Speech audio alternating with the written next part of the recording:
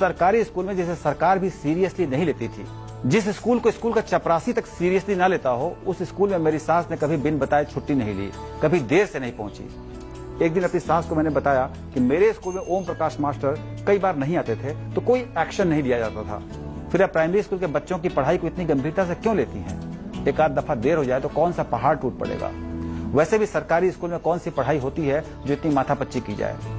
मेरी सास ने मेरे सवाल का जवाब देने से पहले मुझसे सवाल किया। उन्होंने कहा कि बेटा ये बताओ कि उस ओम प्रकाश मास्टर के बच्चे अब क्या करते हैं। मैंने दिमाग पर बहुत जोर डाला। फिर मैंने बताया कि उनके बच्चे क्या कर रहे हैं ये तो नहीं पता, लेकिन उनकी बड़ी बेटी 10वीं तक ही पढ़ाई कर पाई थी। फिर उसकी पढ़ाई छूट गई। बेटा भी ठीक से नहीं पढ़ पाया तो छोटा मोटा कोई काम उसने पकड़ लिया। मेरी सास ने कहा, उन सभी मास्टरों को याद करो जिन्होंने अपने काम को ईमानदारी से अंजाम नहीं दिया। मेरा मतलब पढ़ाई में कोताही बरती, बच्चों को पढ़ाने की जगह स्वेटर बुनने या घर के काम करने में समय खर्च किया या ट्यूशन आदि पर अधिक ध्यान दिया। मैंने फिर दिमाग पर जोर डाला। पंडित मास्टर जी की याद आई। संस्कृत पढ़ाते थे। पढ़ाते क्या थे? बातें बनाते थे। बच्चों से कद्दू, पपीता, केला बतौर उपहार लेकर कॉपी में नंबर दिया करते थे। उस पंडित मास्टर की बेटी पता नहीं क्यों छठी के बाद ही स्कूल छोड़ गई थी। बहुत बाद में पता चला कि उसकी शादी हो गई थी, पर पति ने उसे भी छोड़ दिया था। फिर एक एक कर मैंने बहुत से मास्टरों को याद किया। उन मास्टरों को भी याद किया जो सचमुच बहुत ईमानदारी से पढ़ाते थे, जिन्होंने कभी बेवजह नागा नहीं किया। याद आया, गणित वाले पारसनाथ सिंह मास्टर का बेटा तब इंजीनियर बनकर अमेरिका चला गया था जब अमेरिका का दरवाजा सबके लिए नहीं खुला था। हिंदी वाले उपेंद्र राय के मास्टर की बेटी तो मेरी आंखों के आगे ही डॉक्टर बनी थी। मैं अपनी यादों में डूबा था। मेरी सास ने मुझे टोका, कहाँ खो गए बेटा जी? मैंने अपनी सास से कहा कि मैं अपने मास्टरों को याद कर रहा हूँ। मेरी सास ने कहा, क्या याद किया? यही कि ओम प्रकाश मास्टर के बेटे ठीक से नहीं पढ़ पाए। संस्कृत के मास्टर की बिटिया का भी यही हाल था। पारसनाथ सिंह और उपेंद्र मास्टर की कहानी भी मैंने उन्हें सुनाई। मेरी सास मुस्कुराई। उन्होंने कहा कि मैंने इसीलिए आपको याद करने को कहा था।